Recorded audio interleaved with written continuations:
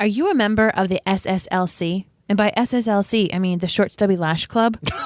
I was like, what is that? Yeah. Like you look at your eyelashes and you're like, are you even there? Like, are you there? I'm not. Are you there, God? It's me, Margaret. I have perfect lashes. Blake Larson, who doesn't need perfect lashes, was blessed with them. I, however, would love long lashes, and I was not blessed with them. But that is why, my friends, I fell in love with my new 4D mascara. No joke, guys. I want you to try out my mascara. I love it so much that I have a guarantee that you can try it out for 2 weeks. And if you do not love it as much as I do, get you all your money back. All the money. All the monies. Head on over to minutewithmary.com to learn more.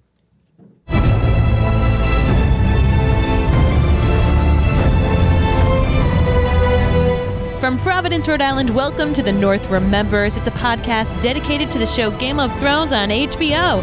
So sit back and relax because winter's here.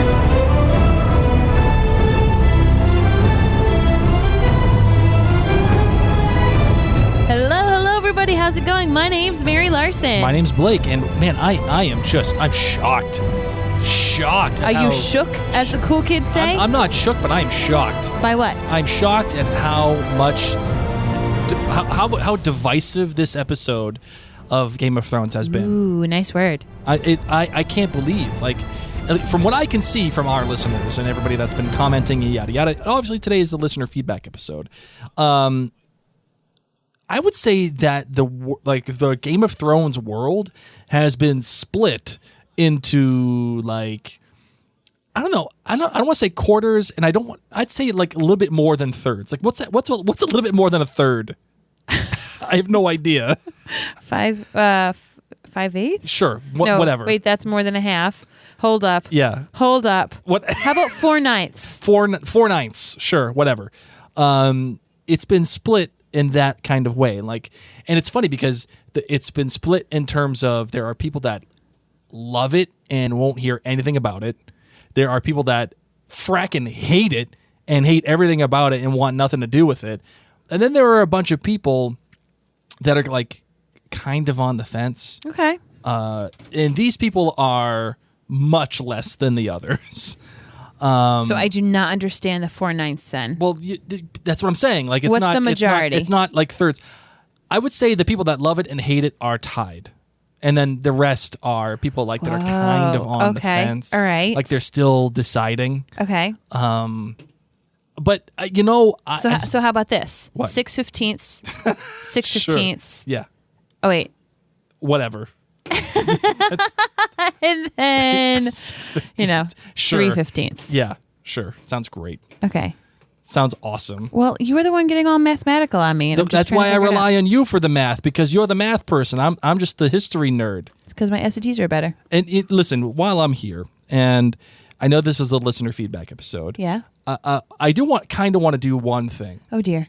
I kind of want to write a better episode for just one moment. Blake. I just want to write a better episode for one moment. It's a sin. Continue. It is a sin. This is a Mary and Blake commandment Okay. that we're not supposed to write the better episode because that's not our job. No. But I think I have a fix that will make everybody happy. Okay, bring it on down. And it's not entirely different from what we have seen. So here's the deal. Jaime, instead of going and fighting Euron, what he should be doing is going to try to ring the bells. That's what he should be trying to do. Yeah. He should be trying to ring the bells. And it makes it worse because he doesn't get into the city, right? He doesn't get into the city, and you're like, oh my God, how are they going to ring the bells? Yes. How are they going to do it? It adds tension. But eventually he gets there, and he is the one who rings the bells. And he struggles doing it because he only has one hand, and he has to use the metal hand, and he has to figure it out. Oh, and cutie. It's that tension, like, oh my God, is it going to happen? They're waiting. Finally, the bells ring. Yes. In the meantime, we think that Euron is dead, but you know what? Maybe he's not. And there's two ways you can do this. Okay, I'm listening. I'm so excited. First, you see him on one of the scorpions, and he's trying to kill Drogon, and Yeah. he realizes, oh, this was bad. this is bad. And he just, like, he takes a moment, he looks up as Drogon's coming down right at him, and he sees his whole fleet burning, and he closes his eyes, and you just see him burn. You just see him burn, like, just down. You don't even, Yes. you just see him get vaporized. He's there, and after the flames, he's not. Like, Okay. that would be awesome. But let's just say, for the sake of argument, they wanted to do what they did, right? Which was have him live and jump off the boat. You have him live and get on another boat, one that Dany missed, let's just say. Okay. And when the bells are ringing, because Jaime is ringing them, Euron gets on a boat. Dany is waiting on the walls. And Euron, after the Shoots. bells, Euron shoots Drogon. Doesn't kill him, like gets his tail or something, right? Yeah. And because Dany thought, oh my God, All the ships are done. all the ships are done, all these people, the bells are ringing, I thought there was going to be peace. Then she decides, I've fracking had it. I've had it. I'm done with all of these people. And she burns the whole city down. Oh, Right? I like that. She burns the whole city down. Or like you see that moment of like sweet joy, like sweetness. Like, yeah, she the like- Daenerys that we know, like, yay, I did it, and I didn't have to break the wheel as she promised she would. Right. And I'm like just going to. she could still look at the Red Keep and she can still get pissed. Oh, yeah, like, and I'm she gonna could be come like, get I'm Cersei. gonna go do it.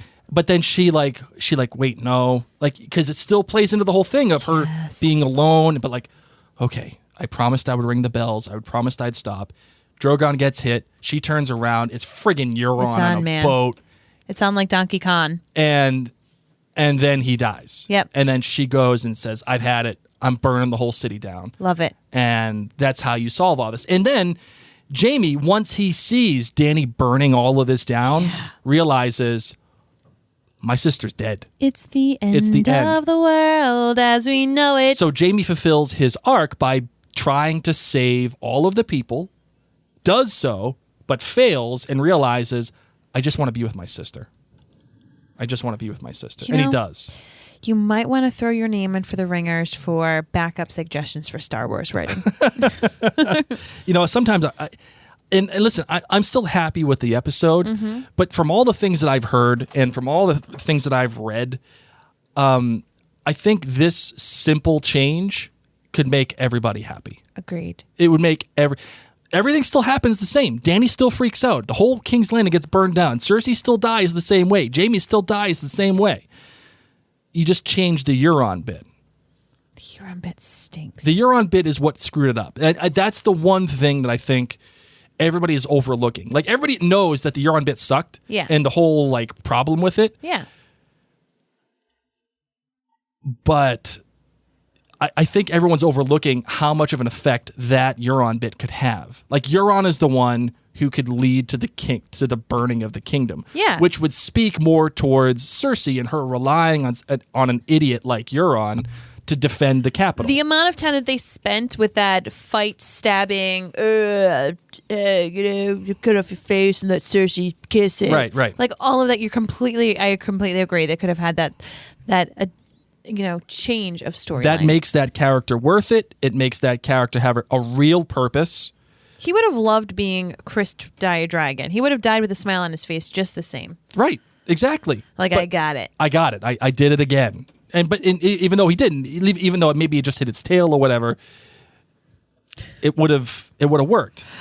And then Dany would have, because it would have been another one of her children that have died Yes. or been was injured. hurt. Yes, Exactly. That's how you write a better I can't. episode for just a minute or so. Okay. Sound good? It does sound great. Are you ready to get into all the listener feedback now? Oh my goodness! Yes, bring it on. We got a lot today. All right, here we go.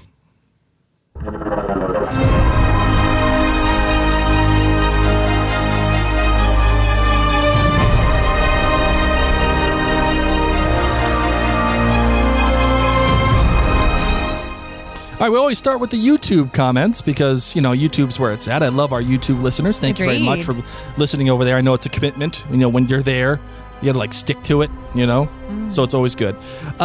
This one comes from Sketchy Trails. Love it. Watching HBO's making of the episode revealing so many scenes are CGI and green screen. Kudos to the actors with the ability to getting into character with no atmosphere. Agreed. Standing in a room with nothing but green walls and film and sound people and delivering meaningful performances.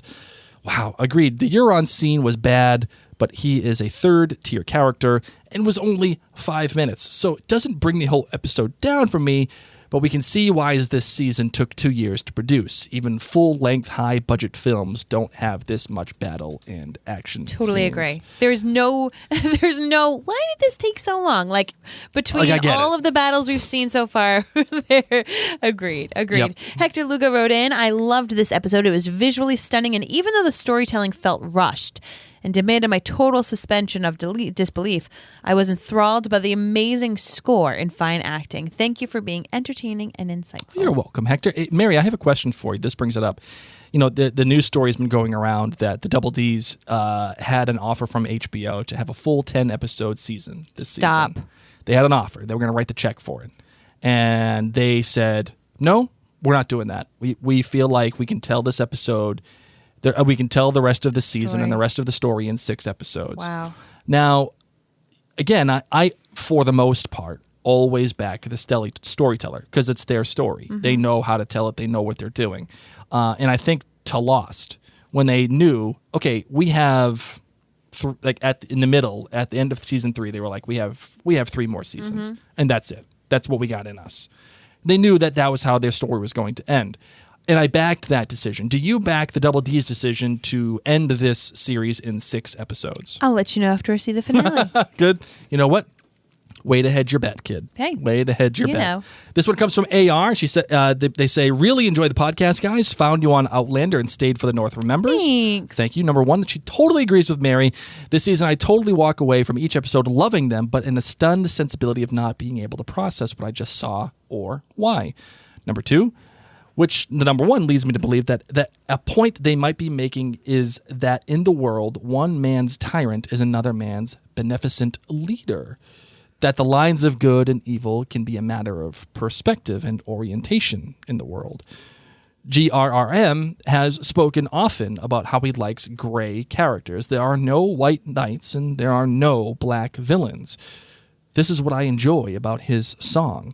There are so many good and bad lines blurred in his characters. Is Jaime good or bad? The Hound? Jon Snow? Tyrion? Is anyone? What happens when all the choices you made believing they were for good turn out not to be? And number 3, my breath was taken away by the shot of the Clegane brothers on the crumbling stairs of the Red Keep with the fiery sky and Drogon overhead. It was stunning. And it was weird. I cried more for the Hound dying than anyone else at this point, except for maybe Sir Barristan. And number 4, agree on the Euron finish. It would have been better going out in Dragonflame. And finally, I so wanted Cersei to be denied the comfort of dying in Jaime's arms. I kept hoping, like you said, that he would try to say something but then collapse and never say it. Until next week, Valar Morghulis. Oh, you say it a different way than I do. Valar Morghulis? Like I do it like very softly. Valar Morghulis. Valar Morghulis. Yeah. On Facebook, Callum McCarthy wrote in saying, I agree with your BS call, Mary. Not enough CGI money for a proper farewell between Jon and Ghost, yet David and Dan begged for a zombie CGI polar bear in season 7 and got it. Maybe I'm being picky, but I hope Jon sees Ghost again to heal our broken hearts. I feel for Dany. Depression can feel like no matter what you do, there are no consequences. Everything is numb and underwater. Dany's now got almost nothing to lose and a gigantic dragon, which makes her even more dangerous. Totally Completely agree. Yep. The numb and underwater, and it's just like, whatevs, man. No, we're just going to do it. Yep. And I don't care. Or I care, but I don't care enough. All right, Diane Parks says, thanks for the podcast, guys. Always appreciate your thoughtful perspectives. Oh, thank you. So I initially gave this episode 4 dragons, and then I downgraded it to 3.5. After some reflection, however, and listening to your podcast, I'm back at 4, which thank you very much. She says, Dany, she's still not happy that she torched the city and laid waste to so many innocents, but I agree that the argument can be made that all of the evidence that this was coming is in past episodes. I just wish there had been something more immediate to her burn them all decision that showed us why she went there. For Cersei, I've come around to appreciating the poetic justice of her literally being crushed by all of the stuff. For Arya, I thought it was a lovely through line for her character. The Hound tells her if she goes through with him to kill Cersei, she will also die. And going back to Syrio Forel and also her encounter with the Night King, what do we say to the God of Death? Not today. Today. And Arya walks away from the path of death and vengeance and begins to try to help the living while the Hound moves forward toward vengeance and his own demise. And I thought the way that they tied those characters together and followed their trajectories in opposite directions was brilliant. Intercutting between those two scenes was great storytelling. Bravo. That's what we're talking about. For Jaime, Yep. this one I can't forgive. Jaime has been such a troubled and complex character. He was right when he told Brienne that he has done horrible things for Cersei and to be with Cersei. But he is so much more than those acts and all of his toxic love for her. He was right when he said Cersei was hateful, but he is not. When he told Tyrion in this episode that he never much cared for the innocents, I roar with a full-throated bullshit. This is the guy who loved and cared for the younger brother everyone thought was a monster. This is the man who jumped one-handed into a bear pit to rescue Brienne. This is the man who broke his vow and sacrificed his honor and endured years of derision as the Kingslayer to save King's Landing from the Mad King, burning the city to the ground. And now he says he never really cared? I'm so disappointed. And I think if he had been going to kill Cersei and found her quaking and frightened and then chose to comfort her, I would have been okay with that. That would have been true to his character, far more than the Cersei is my drug of choice and I'm an addict, I'm hateful, and I don't care plot that played out. It just tossed away years of character development in the vision of the troubled, misunderstood, but noble knight that Brienne brought out in him and the way that we have come to see him.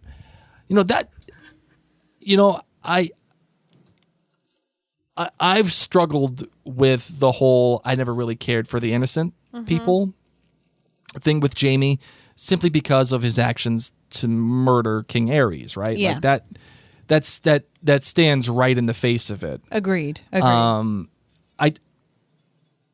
don't know if it was something of like he was saying that just to be like jokey. Like I don't know if he was saying that to just like, he was the Kingslayer and he lived into that moniker. Yeah. I don't know if he was just having that kind of attitude in front of Tyrion just to play into it, or if he was being really sincere. Because, if he's being really sincere, then yeah, I agree. That's kind of a violation of everything that he has done so far. But I kind of do believe him in a sense that, like, who the hell are all these people? Like, I don't owe nothing to anybody. Well, and like, look what they've done. When people have tried to do right things before, I mean, really, like people frequently have a terrible nature. No matter how much good you can do for them or how much bad you do for them. Sure. What. And this really episode proves it, by the way. Agreed. Like, he's just saying, all I've known to be true is my love for my family, is my love for my sister. Right. Ashley Richardson says, my three-eyed raven. Oh, hold on. Hold on. We got to play the three-eyed raven. You know what I don't like? Is it crows 4 times? I feel like it should crow 3 times. No, I did that on purpose. Why? Because I wanted to subvert the expectation. Because everything always happens in 3s. Yeah. Screw that. I wanted 4. Oh my goodness, you're so fancy. You're so fancy. It's because I'm Batman. That's you why. are fancy. All right, so she says the three-eyed raven is that the 4 Starks will be left to rule Westeros together as a council. Ooh. And Varys sent ravens to all the kingdoms before he died, and they will all be waiting for Jon and Winterfell to pledge their allegiance, including Dorne. How they will take care of the Dany situation is to be determined. Yep. But maybe the wolves will actually come back and take down the dragon. Please. Or after Dany dies, Jon can wield Drogon. My only hope is that Dany shows some sort of remorse before she dies. I actually quite like this idea that all these people will be waiting at Winterfell. That's why Bran's just waiting. He's just waiting for someone to kill all these people. Bran needs to be useful. You said it last episode, and you're not wrong. Bran needs to be useful. If Bran is not useful in this last episode, I will be disappointed. If he is useful, I will feel very complete. Right. And you know what? I know. Hold on. Oh, yeah. Bring it on down now. I know we said it last episode, but I kind of want to reiterate this. Okay. And the more and more I hear it, the more and more it kind of makes sense. Bran really has to go back in time somehow, some way, and affect something. He has to. Why? Because he's useless otherwise. No, but like, how about if he saw this future and he knew that Daenerys would kill Cersei, would kill all the Lannister army, that probably Daenerys is going to die, and all will be well in the world. Meaning the Starks will rule. Maybe, but Like, what has already happened was meant to unfold this way. that is extremely possible. Do you think really Brandon Stark cares that Daenerys Targaryen just went crazy? No, unless something bad happens to Jon, or something Do you really bad think he happens even to cares Arya. about Jon or Arya? He is no longer Brandon Stark. This is some weird dude that we're dealing with. Yeah, Okay? that's true. He really is not even Stark. He's just some weird, I'm going now. I've got to go now. I don't know. The problem is that if he doesn't do anything, he would have been completely useless for this whole time. And not paying off him being the three-eyed raven is irresponsible in some fashion, right? In some fashion, it has to pay off. It has to. You don't show him talking Agreed. to young Ned Stark without bringing that back. Agreed. In some fashion. And maybe they already did that with Hodor and Hold the Door. But I don't know. It still doesn't pay off at the end of the story. I know. Like he's there. I don't know. That's it. We need to see Bran this week. That's it. We're It has going happen. to. Tammy Lee Bradley. Ooh, that was a lot of talking for me. Sorry, Tammy. Said best Game of Thrones podcast on Stitcher. Shouting out to our Stitcher Oh. listeners. Yay, Tammy! Just like that. A winner. She said, anyone that can incorporate funfetti into a Game of Thrones discussion has my vote. Still hoping Jon reunites with Ghost in the North after he rejects the throne. Maybe he'll reunite, and they'll make a funfetti cake, and they'll eat it because it's white. Together. Claire McCarthy says, I felt so much better after I listened to your podcast. Yay. I loved this episode, and it was good to hear that at least 2 other people agreed with me. We're here for you. For me, this was a 4.8 dragons, and I agree just with about everything pretty much you said. I took off a couple of points because of Euron Greyjoy and Jaime's fight. It was pointless and there was no ramifications. And Jaime appeared to be severely wounded, yet it didn't hamper him in getting to Cersei. Didn't what? Hamper. What? You got to calm down with that accent tonight. Sorry. People aren't going to understand you. If hamper him into getting with Cersei. If Jaime hadn't encountered him, perhaps he would have gotten to Cersei in time to escape and spend the next few years rowing around the narrow sea a la Gendry. Euron should have just died when his ship was attacked by Drogon. I also deducted for how useless the Golden Company was. They didn't even get up to put up a fight. First, I'm going to take a quick break. I'm not bothered. I mean, I joked about the Golden Company last episode. Yeah. I really don't care. I don't care that they got smoked. I don't care that they were there. For me, it was more to show because Rhaegal was killed, we've underestimated how powerful these dragons are. Like, we've forgotten how powerful the dragons Agreed. are. And showing the Golden Company there and just getting obliterated, See ya. it reaffirms it. Okay. It's part of that tapestry with all of the scorpions and everything. But Claire continues, I can buy the way Cersei died, even though I think it was better than what she deserved. It was poetic that the keep, which she thought could never fall, and which she schemed and plotted for so long to occupy, came crashing down on her. And she was clearly terrified of dying and having no control over the situation. And as a control freak myself, I can understand. And the first time we really see Cersei and Jaime was in the very first episode in the tower Jaime pushed Bran out of, so there is a symmetry in them dying in each other's arms now. And like Daenerys... Being crushed by a tower. Oh, hey, girl. And she wanted to be crushed by Jaime's too. Like... Sorry, I just had to. Oh, man, I had to. Sorry, that was a bad joke. Like Daenerys, Cersei had no other than Qyburn to advise her. And as good as she is at scheming and manipulating, she has no sense at all of combat and how to set up defenses. The Scorpions were deadly but unwieldy and couldn't quickly be repositioned to take down a fast-moving and jinking dragon. They were all aimed out, and no one anticipated Drogon might swoop in from behind and on the side. She had no plan B should the walls be breached or if the Scorpions failed to fell the dragon, and realizing how badly she failed had to be a bit of torture for her. And I loved Arya in this episode. Maisie Williams has the most expressive, saucer eyes, the show and everything. To show everything the character is feeling.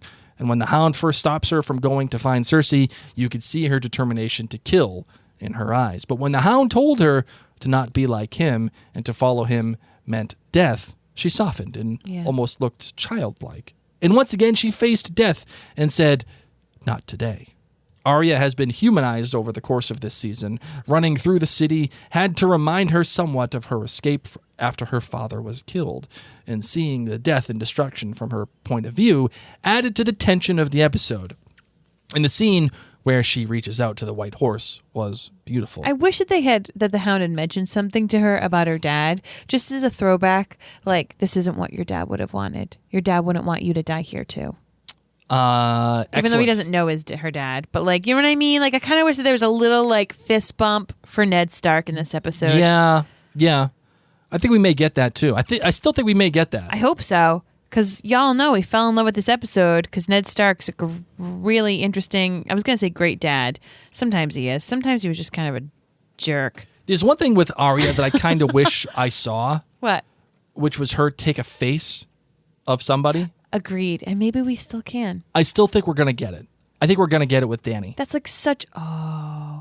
Maybe she's like... Well, then she has to kill someone to take their face. Right. Oh, I was just going to say maybe she can borrow John's face. Oh, man. Who's she going to kill now? Maybe. Oh. What? Ooh, what?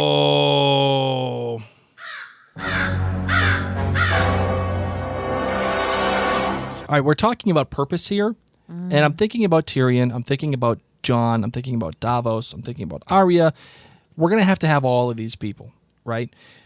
The only person that has not betrayed Dany, but is getting some bad friggin' vibes from Dany right now, is Davos. What if Davos says we need to kill Dany? Arya's there, and Arya says, I can do it, but I can't get close to her.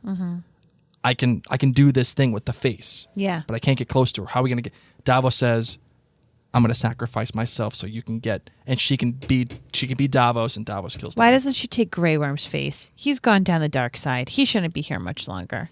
Why don't she... I feel like Grey Worm's the one that hasn't betrayed her. Well, but I feel like Davos would be noble. Davos totally would.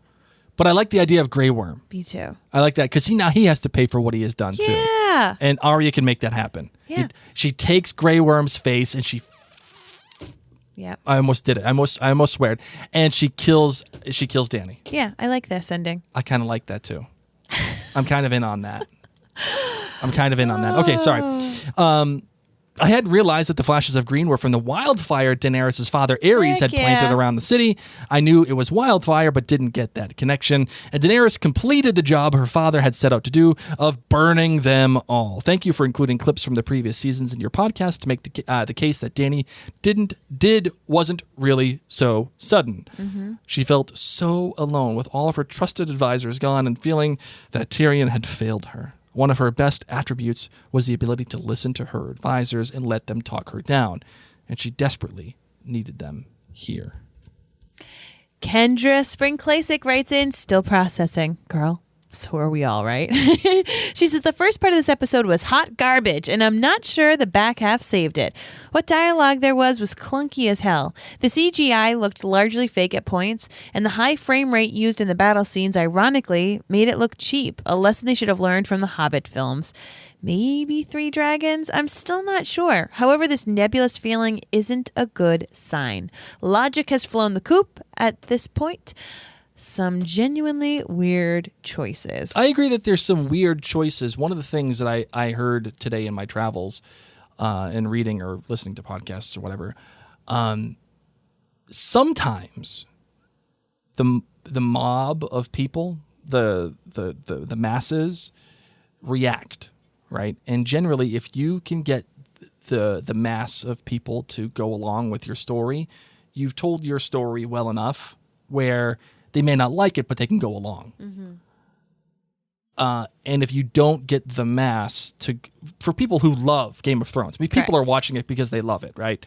If you're split the way that the show is right now, maybe it's telling you that you didn't write it the way that you should have. Because they have laid it down that Daenerys has the ability to snap. There is no doubt. And Absolutely. having the conversation between Sam and Jon, hey, she just burned my whole family. She's kind of crazy.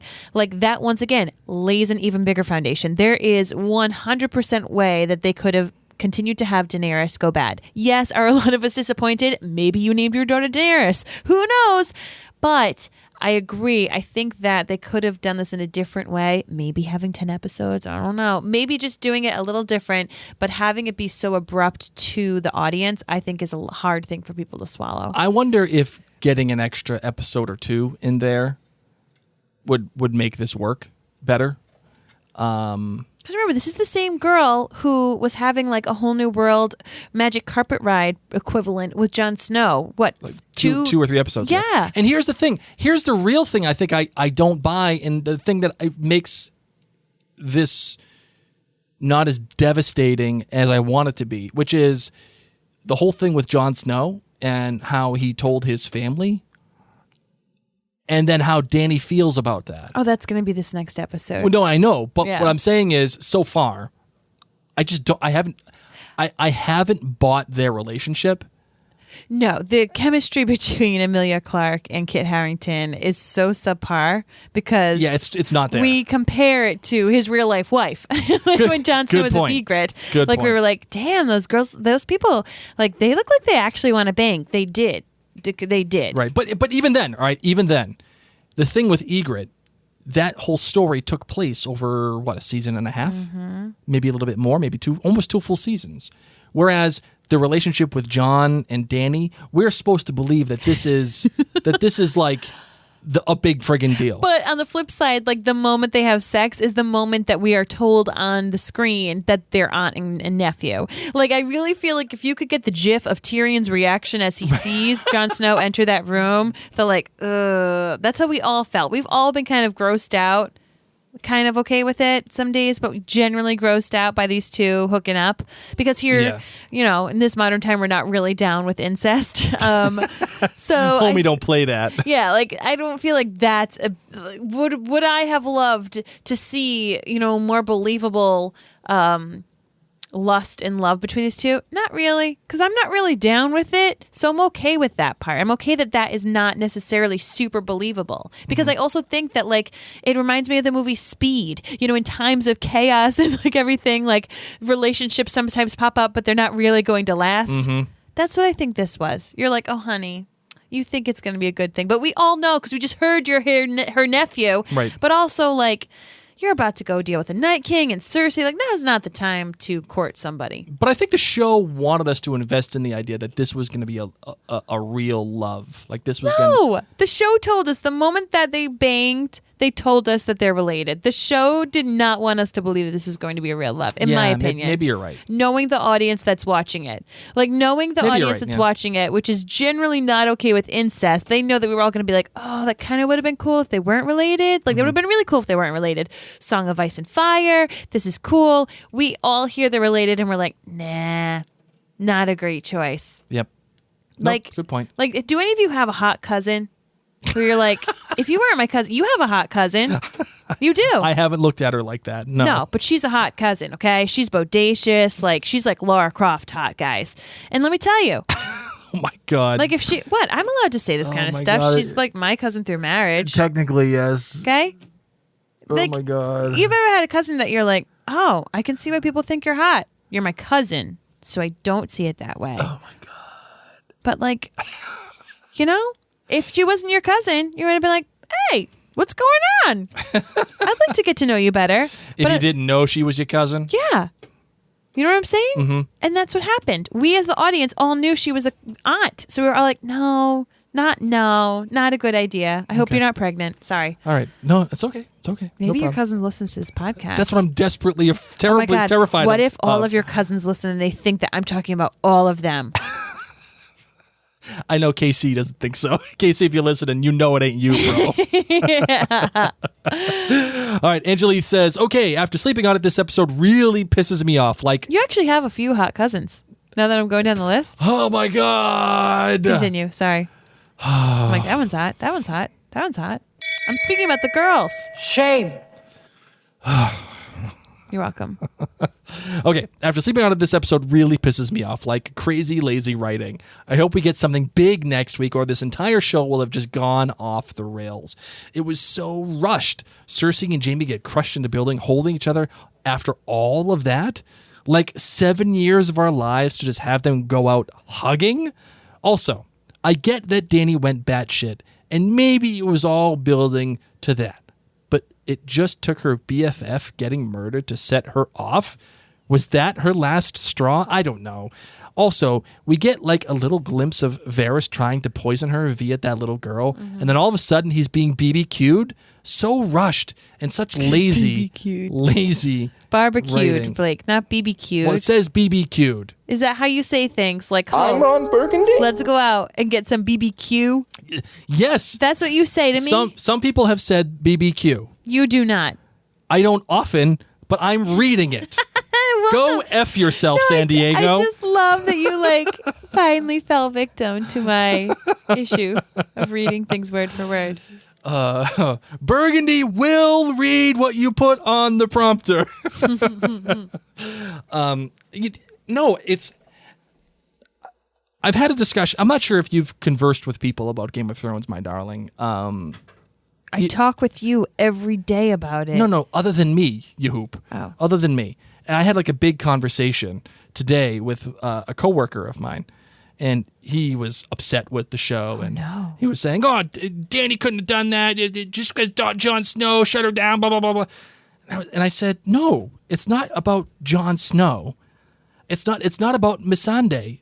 It's not that one singular thing. It's everything. It's everybody. Oh, yeah.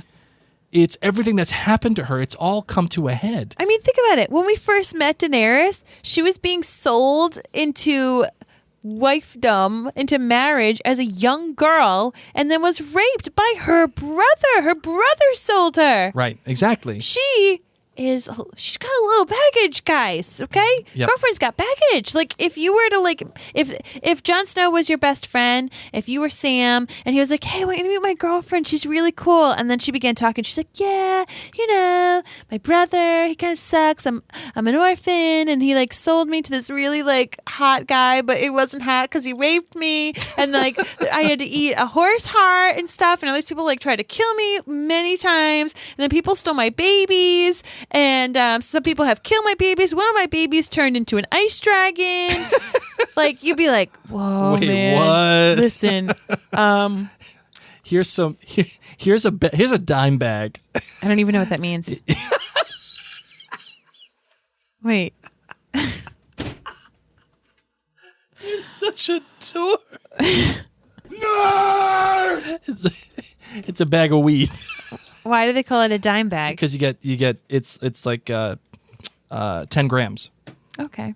So it's a dime bag. I would not give that to Daenerys. What would you give her? Would you tell her to go to Rafa Yoga and have an urban sweat? I think she needs to go have some flotation therapy. She needs to go in a little bit of water and cool off. Oh, man. I wouldn't give her anything that she needs to set fire to. No, she just needs a dime bag. She needs to sit down, watch The Big Lebowski, and just... This aggression will not stand, man. I'm just picturing... I'm picturing Tyrion going, "Am I wrong? Am I wrong?" Emily Clinton. What do you think? Man, sorry. Emily Clinton, although unsatisfying, Cersei's death not only fulfilled the prophecy, dying with her brother's hands around her throat. Oh, by the way, hold on, quick timeout. I was thinking about Dany too. Now that this is happening, Yeah. She's sitting there looking at the Red Keep, and I think the thing that's going through her mind is, it's you people who did this to me. Yes, completely. It's you people who rebelled against my family. That is my family's castle. That's mine. This is my family's city, and you're all just living in it. It's like the song from Pocahontas, Mine. No? I've never listened to it. Are you kidding me? No, Hold on a second. no, I've never listened to it. Okay, you know what? If I just keep talking, I'll bring it up.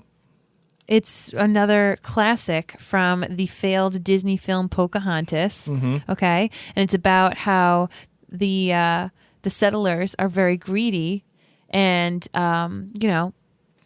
Okay, is hold on, basically hold how on. I feel The like world, gold, mountains of it. it takes until the Why, chorus. for years they've been ravaging the new world of its Ravaging. most Ooh, precious resources. But now Oh, here we go. Hear that little it's our little turn. flute? The gold of Cortez. It's gonna the take a little bit. jewels of Pizarro.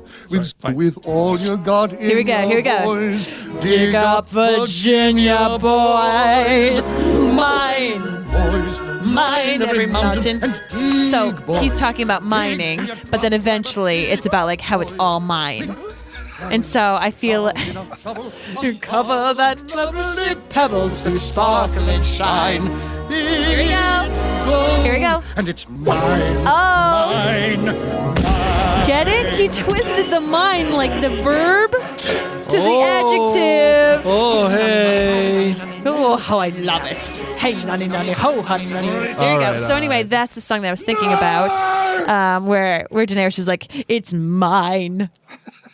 Such a Mine. dork. Such a dork.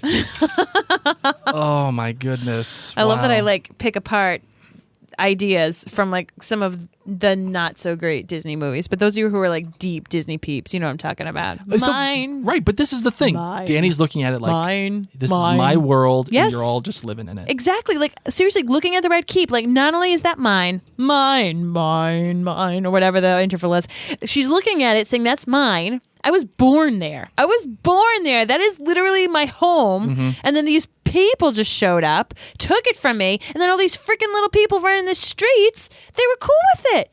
They didn't come find me. They didn't stand up. They weren't like all these people going to the state house, dressed up and doing things and fighting for me with signs saying bring back Daenerys. They've just been chilling, man. They forgot that is mine. And I'm going to make them remember. I'm gonna, They won't remember anything, honey. They're dead. Well, I'm going to show the world what happens to you when you forget. And like when you think about it too, when Master Aemon says it's a terrible thing, like a Targaryen in the world alone is a terrible you start putting all that together and thinking about it. It's the only way the show could go. I mean, seriously, like I was listening to one of her other quotes where it was like, I'm not going to fix the wheel. I'm going to break it. to break it. Exactly. Daenerys from day one has been like, blood, fire, kill everybody. I don't even care. I'm just going to kill everything. I'm just going to break everything. And a lot of people have said, like, oh, she's evil and she's mad because she killed, like we said last episode, she killed the witch that, quote unquote, saved Khal Drogo and all this. No. She's not mad because of all those people. She had a legitimate reason to do that. Whether or not you agree with what happened to the Tarleys, she had a legitimate reason to do it. It wasn't the best move. Not the one I would have chosen. Again. She's not mad because of that. She's mad because after all of this stuff happened, after everything went down, she then made the evil choice. That's how she's mad. So, okay. All right, Emily Clinton. Although unsatisfying, Cersei's death not only fulfilled the prophecy, dying with her brother's hands around her throat, but also seems to be a clear reference to the reigns of Castamere come full circle. Tarbeck Hall was brought down on the heads of Ellen and her family, and then burned by Tywin. And then the remaining reigns were sealed underground at Castamere and drowned. I wanted her to die a satisfying death as much as the next fan, for sure. But I can see what the writers were going for. You can hear the song and all the scenes building up to their death as well. And I feel like this doesn't bode well for Tyrion. Yeah, I'm nervous for Tyrion. Maureen, I love the that connection there with the reigns of Castamere. So good. That's good. Maureen Edwards says, Holy Thrones! First full 5 dragons this season from me. The good, the moment Jon realized the city's surrender has not been accepted and Varys' worst fears about Daenerys are officially confirmed. I also like the symbolism between Cersei. Oh, symbolism. Wow. I just made up a really cool word. Symbolicism. What does that mean? I have no idea. That's like we're going to take your symbolism and we're just going to Sysism it. make it even more. Like it's even more symbolic. I also like the symbolism. Super meaning behind it. Beyond Cersei bringing the world down around everything that matters to her. Ooh, yeah. The bad, nothing really. Hated losing Varys, one of my favorite characters. Agree with you there, Maureen. But he completed his story. Also watching the Mountain squeeze the Hound's eyeball sockets had me squirming and making weird noises, but I think that was the idea. And Maureen's great was everything to do with the Hound. Loved his final scene with Arya. He was ultimately able to protect her with even more than just his body. The Mountain scared me enough that I thought he might win Clegane several times, but wow, that tackle and the subsequent fall together into the flames, absolutely perfect. What perfect vengeance. This one comes from, this is an email from Stephanie. She says, "Hi, Mary and Blake. I Hello. told you on Twitter I was formulating my rebuttal to your thoughts on the bells, but would listen first before I would argue. Ooh. First, I completely agree with you about the production value, the cinematography, the music. This episode was incredible in that way. There were many moments where I looked at my husband and said, holy crap, that shot was amazing. I was literally cheering the moment Dany torched all the ramparts and destroyed the Golden Company. And I absolutely agree that Jaime and the Euron Greyjoy fight was stupid. All that to say, I have a really big issue with this episode and I think it has more to do with plot and character development, specifically with what they're doing to the women. Listen, I'm not telling them how to write the show, and I certainly don't need to go back and discuss the long, sordid history of Game of Thrones has with the treatment of women. That has been well documented.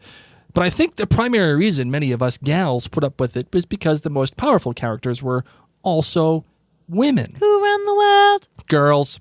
Cersei, Dany, Arya, Sansa, Missandei, Brienne, all of these women have been absolute badasses with deep, nuanced character arcs. Preach. They've all had terrible things happen to them, and most, if not all of them, at one point or another, have also done terrible things to others. But at the end of the day, good or bad, they were all strong.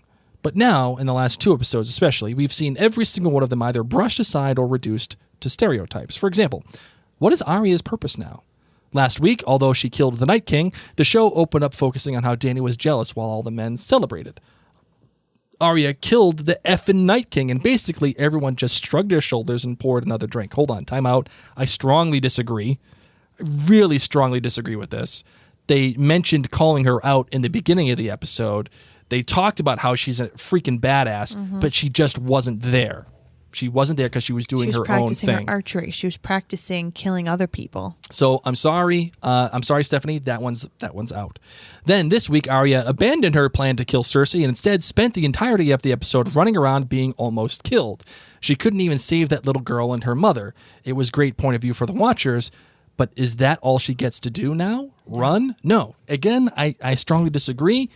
What she did is choose life. She chose to put the list down. The list did not make her strong. Not today. The list made her weak. The list made her one track. This, not today, makes her a better character.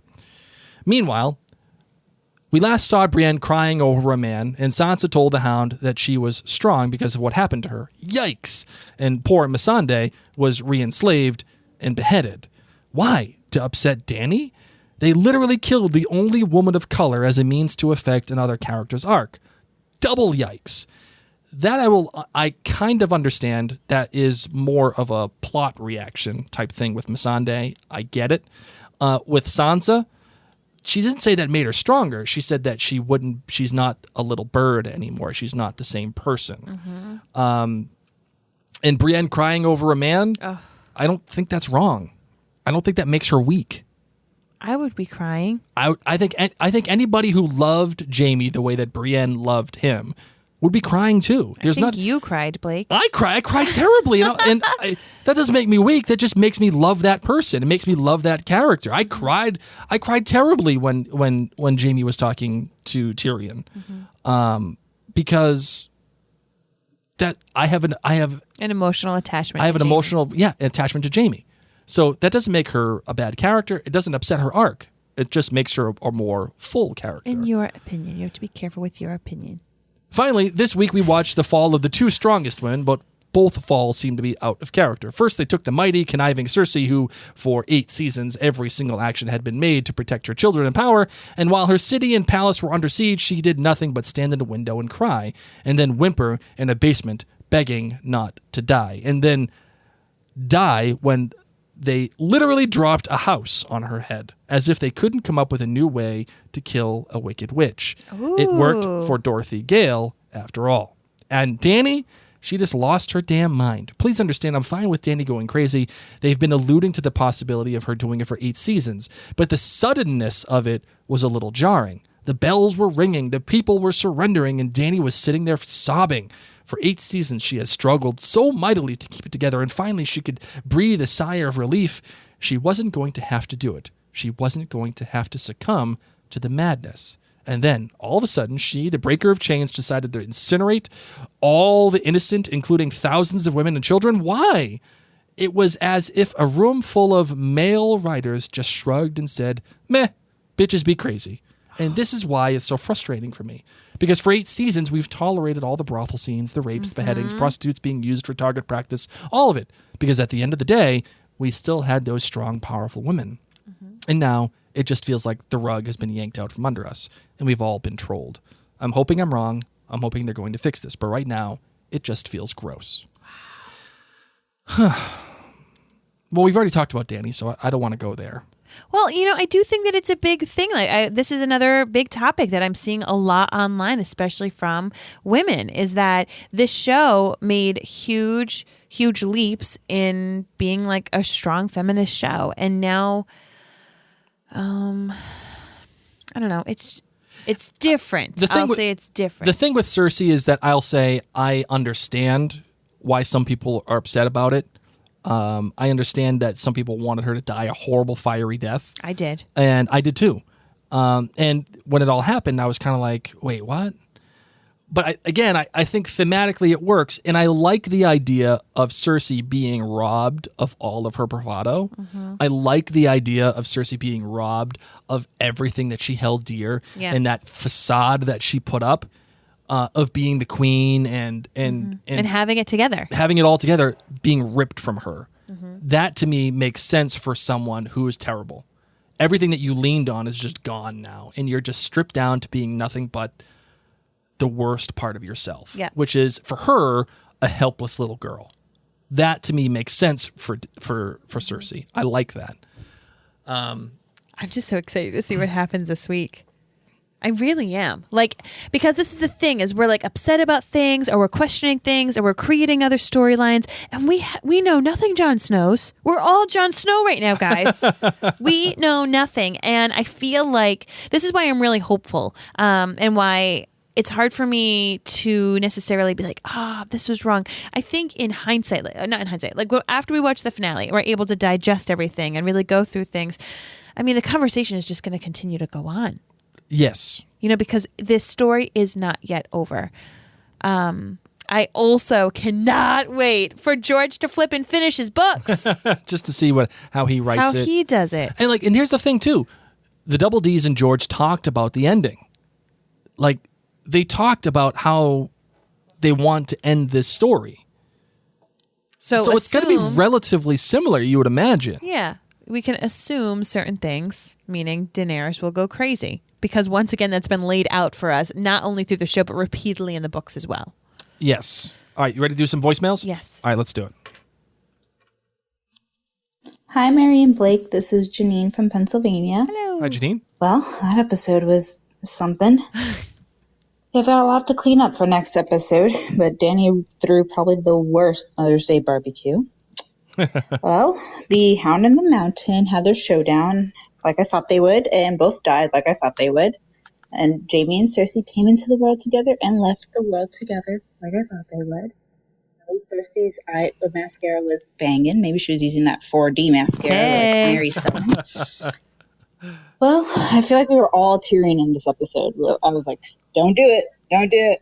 Crap, she did it. Anyway, I don't like what they did with Arya's character. I feel like she was kind of weak, running away almost. But I think she has a new name on her kill list, and I think that name is Daenerys. Agreed. But I don't think she'll be the one to kill her.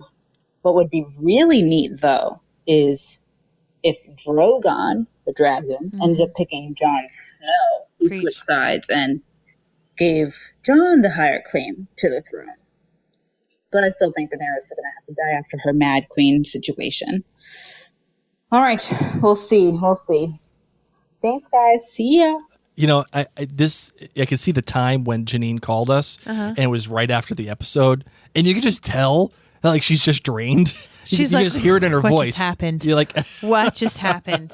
that's how I felt. Remember that? We were just like, know. wow, man, I can't believe that just Yep. happened. Hey, Mary and Blake. What we're seeing here is a theme on abuse of power and consequences of action. And what I mean by there is the showrunners, D&D, D.B. Weiss, David Benioff, refusing to deviate from a poorly thought out plan and wanting to move on to their next projects, what they're entitled to do. But they did a huge disservice to the fandom and people who really care about this series and the characters themselves to not have the season be 13 episodes and really get us there to where they ended up forcing Danny to go.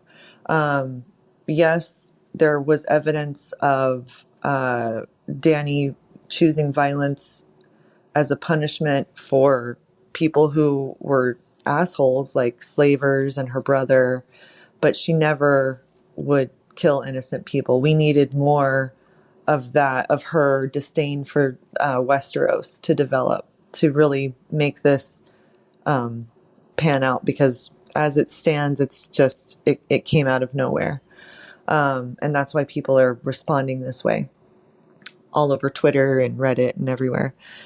So, I mean, I know they're probably going to make Arya or Jon kill her now, but it's going to feel flat because I don't really think Jon loves her, you know? And I'm.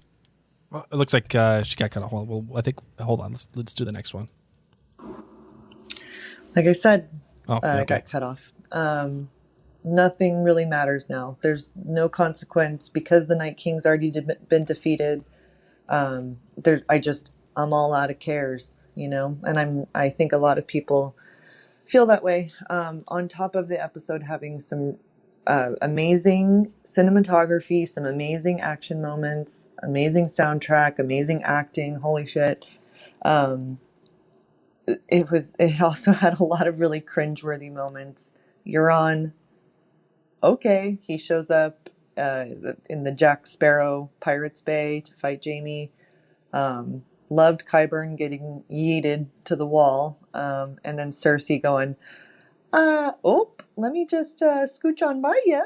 So that was pretty great. And of course, Clegane Bowl with the ching of the swords, and you know, it had some laughable moments, but I honestly felt like I was watching a Michael Bay movie with better cinematography. Oh well, almost done. Thanks for this podcast, y'all. Well, you're welcome. You're welcome. You know, the funny thing is that Michael Bay movies usually have very good cinematography.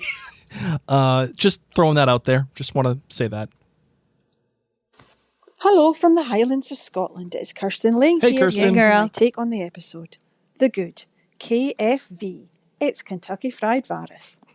I was genuinely sad to lose Varys, but his indiscretions caused his eventual demise.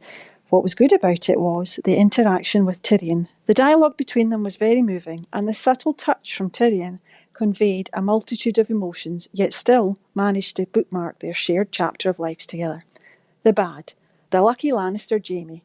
The Game of Thrones showrunners must think our heads button up the back. Not only was Jaime run through with a sword twice, in two different directions, becoming a walking sieve, he managed to only shed as much blood as the average nosebleed. Then miraculously he finds Cersei. So when she says, "You're hurt," to him, I was convinced he was going to say, "'Tis but a mere scratch," like the Black Knight from Monty Python. Thankfully he ran out of luck when trying to find a safe emergency exit. The Great. He's a crater-faced big galoot, but the Hound's vengeance lesson to Arya was a belter. Then Rhysgone Arya's switch to using Sandor softened the parting moment between them. Oh, and I loved the white horse that arrived for Arya. Perhaps it was Bran being useful during that screensaver time after all. Screensaver time. Yes. Screensaver. Yes. Oh, she ain't the Hall of Fame for nothing. Amen. Hi, Mary and Blake. This is Emily from New Orleans, Hey, Emily. longtime listener of Outlander Cast and now the North Remembers, but first-time caller. All right. I just wanted to call because honestly, I was pretty disappointed with this episode, which is shocking to me considering how much I've loved where the season has gone so far. But it really came down to a couple of things for me personally. You mentioned in the last podcast episode that some people felt that characters were going against their arc, and I sort of agree with that, but mainly for me, it came down to Arya. I agree with the fact that she had to go. I was fine with that, but really I was disappointed in how easy the decision seemed to be for her, considering this has been her life's mission, was to kill Cersei. Now, granted, the Red Keep and everything was falling all around her, so that might have expedited her decision a bit, but to me, it just felt too easy and not really conflicted in her.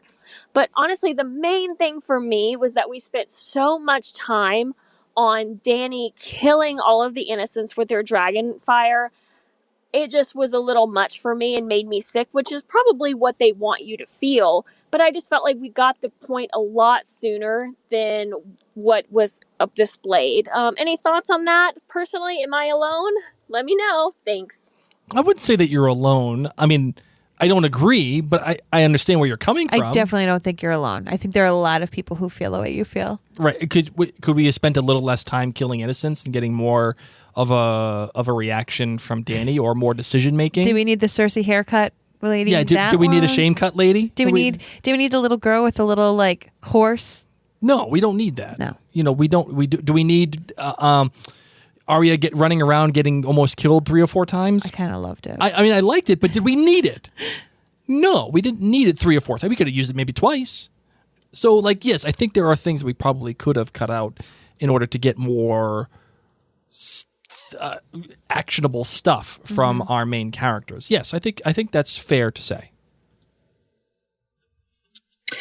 Hi, Mary and Blake. This is Lynn from New York. Hi, Lynn. Just like Mary, I'm not sure how I feel about this one. At first viewing, I was blown away. But my primary thought throughout the back half of the episode was, so help me, if Cersei makes it out of here, but Arya doesn't, I am out. Amen. I don't care if there's only one episode left. I am done. I couldn't agree more with your take on the show. Between Dany's madness, Cersei's death, Jaime and Cersei ending up together at the end, Clegane Bowl, Arya's escape, all of it. So I'm just going to move right on to my Three-Eyed Raven predictions. Okay, hold on. Did Bran warg his way into that horse in order to save Arya? Yeah. Maybe. But here's my big one. Arya kills Dany. After all, she took out the King of Ice. Now it's time for her to take out the Queen of Fire. Oh! One more episode, and I'm super excited to see how it all turns out. Dang. See you then. Dang. Dang. What? It makes me want to shout. Hadn't even thought of it like that, Here baby. we're all being like, she'll kill Dany. She'll kill Dany. What? You did King it. of Ice and Queen of Lynn. Woof! Well done. That gets you in consideration for the Mary and Blake Hall of Fame right there. That call alone. That's a... Well done. Well done, my friend.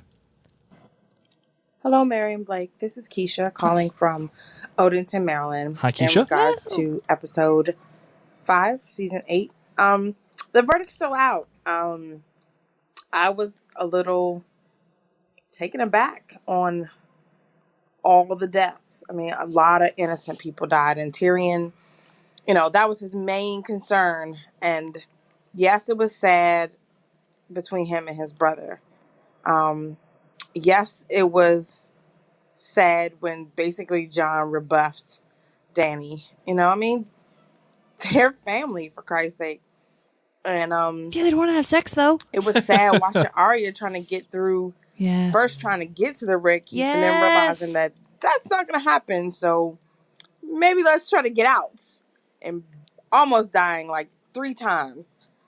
Best part ever, the Mountain and the Hound. Knew that was going to happen. That was one hell of a battle. Can't wait till Sunday. Hopefully we get a neat bow on on the end of it all, there's going to be tears. I know it. I can't wait. Thanks, Marion Blake. Thanks, Keisha. Thank you. You know, I do want to say one thing, which is the Clegane Bowl was perfect. And for I don't know how anybody can have any issue with the Clegane Bowl. I don't know. I don't know how you could do it. It was everything that it was built up to be. It was, in my eyes, perfect. It was perfect. I couldn't have drawn it up better. So good. All right. So good. That is it for the voicemails, my darling. Ready to close this bad boy out? You got anything else? No. You know what we got to do? Hold on. What? We're going to go full Joe Bluth on this one. You ready?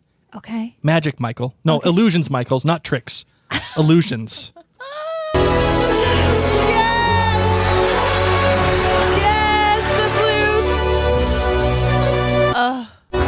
All I want is bananas. Here we go, here we go, here we go.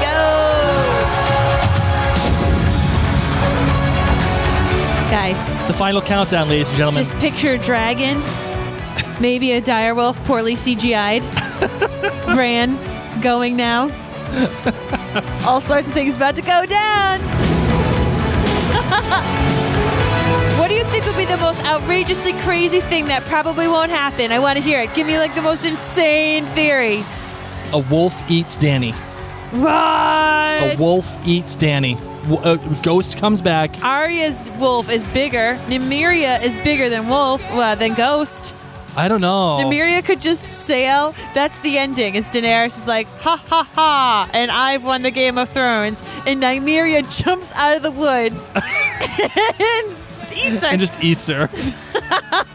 Oh, man. I can't think of anything else. Or Bran walks and kills Danny. Bran's like, I've got to go now. I mean... Oh, hold on. Here we go, here we go. It's the final countdown.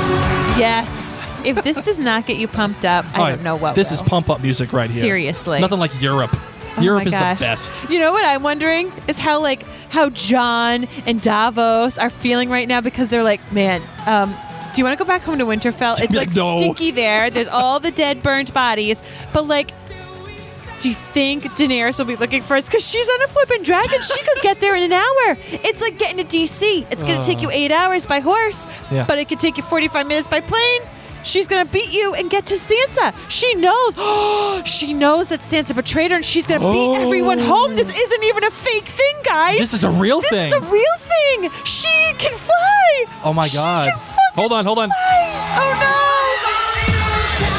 Sansa. Maybe the final countdown for Sansa. No, Bran's there. Bran better warg into the dragon or do something useful. Because it's the final countdown for Sansa Stark. Maybe Bran wargs into the dragon because Dany is going to kill Sansa. That's where she's going, man. She is so mad at Sansa, and she can beat everybody because everybody's on horses. Wow. She's like, BRB, bitches. You know she's not going to just stay in King's Landing. She's going to Winterfell to deal. What do dragons eat? You. You asked me once what dragons eat. I'll show you. Boom. Oh. Not great. This is good stuff. Not great, Bob. Not great, Brandon Bob. Stark better do some magical stuff in this final countdown. I'm liking. This Thank is you. good. This is good stuff. Thank you. This is good stuff. you know she's going to Winterfell. And she's seriously, like when I drive to DC, it takes 8 hours. When I fly, 45 minutes. Maybe it's like from Rhode Island to Florida, because it's like winter and summer. Yep, okay, yep. so Rhode Island to Florida, it's going to take you 2 days to Yep. drive. Easily. Okay, so maybe on horse it takes you 3 days. I don't even know. By But you dragon, fly by dragon? 6 hours. At most. She's like, now that that's done, I'm going to go back to Winterfell for dessert. Guys, Sansa better be hiding. Hide Oh. your kids, hide your wife, hide Yep. your Sansa. Dany's coming. I hope she went up north with Ghost. You are so dumb. We have way too many references. If people don't know us, they're like, what is wrong with these people? I know. This is what Okay. happens when you're a nerd. We're going to go, guys. All right. Holy smokes. That's where Danny's going. She's going back up north, man. She's got some unfinished business. All the unfinished business. Brandon Stark. Don't let us down. You're our only hope, Obi-Wan Kenobi. All right, guys. We got some final countdown in there for you. Okay. I can't believe this is it. This is the next episode is gonna be the last Game of Thrones episode There's ever. no more Three-Eyed Ravens unless you count like the spin-off shows or unless you count the book. But for reals, in this series, no more Raven time. No more Three-Eyed Raven. That's gonna be it. This is gonna be the last Sunday ever where you just put on Game of Thrones and like it's a new one. You know what I'm pissed about? What's that? I ordered a shirt off of Facebook. Of course you did. Facebook was like, "Hi, do you want this shirt that's from Game of Thrones?" And I was like, "Yes, I do." "How did you read my brain?" Facebook. "Oh, I forgot. You like monitor every single thing I do, and you could probably hear me talk about Game of Thrones all the time." Anyway, Mark Zuckerberg, mind your business. But yes, I would like that shirt from like some weird company that I've never heard of before. That's great. And they Just were give like- them our credit card number. and they were Awesome. like, Great job, Mary. "Do you want it sent quickly?" And I was like, "Sure, I do. Sure, I do, because I want it by the finale." So I ordered this shirt. Did you get me a shirt? Nope. Come on. I bought you shirts from Target, okay? You wait. Shame. So you get it from a cool, weird internet company. I get it from Target. Okay, well, at least yours is here because that cool, weird internet company hasn't come in. And so I literally sent them emails saying, excuse me, I paid extra money for this to be expedited. And since I checked the shipping thing, it says it's still being made. Yeah. You know what's being made? All of our money out of the bank account. And then the email was bounced. So then I found them on Instagram and I said, "Excuse me, I bought this off of Facebook and I gave you extra money." I can't believe you did. That's like some like weird Indian then- people that like Do you just want to know what take your happened? money. What? And then I got an email saying, "Your shirt has been shipped." Oh yeah, right. It's been shipped. All right. Yeah, checks in the mail. Yeah, it's been shipped. Yeah. I did it on PayPal, so I think we're okay. Oh my God, I can't believe you did that. It's probably gonna like fit my kid. It's gonna come back. Yeah, lady, you wanted it quick? Sure. Here you go. Put it on Lumos, your cat. It's probably some like random dude in Boston. Yeah. Yeah, I'll get you a shirt. I'll get you that. I'll get you. It's gonna be wicked good. He's got like a Sharpie. He's just writing on a white T-shirt. I'm gonna be yeah, so it's mad. the mother of dragons. I showed you the shirt. It's gonna be all misspelled. You said it looked cool. What was the shirt? It said "Not today," and the O is the Game of Thrones O, and Arya's yeah, dagger, yeah, and it's okay, like yeah. a cool black shirt, white font. Not today. You know what's not coming? Not today. When are you Not today. when are you gonna ship my shirt, guys? Not today. Not today. Darn it. Facebook, Mark Zuckerberg. I can't believe Zuckerberg swindled you out of $20. And the website company is called like T-Zilly. I don't even know. Why? I just saw Not Today, and it was like the day after Take my Arya. money! Take my money! Take my Seriously, money! It was the day after Arya killed the Night King, and I was like, "Yeah, I'll pay extra We've shipping." been waiting that long. That's what I'm talking about. Jesus That's why I Christ. said, "When is my shirt coming?" I paid extra money for fast shipping. Not today. Not today. Oh my God. On that note, my name's Mary Larson. Not great, Bob. Guys, if any of you are t-shirt makers, does anyone want to make me a shirt? I just really wanted a cool shirt, guys. Because the Target ones don't fit. Target ones are not actually made for real life human beings. Mine my fits me size. good. Yeah, because you're a man. Yeah? And I didn't want to buy a man shirt. I wanted a girl shirt, Oh, okay. a woman's shirt, All right, a lady's gotcha. shirt. And you know what? What? It's not coming. They ain't gonna show up.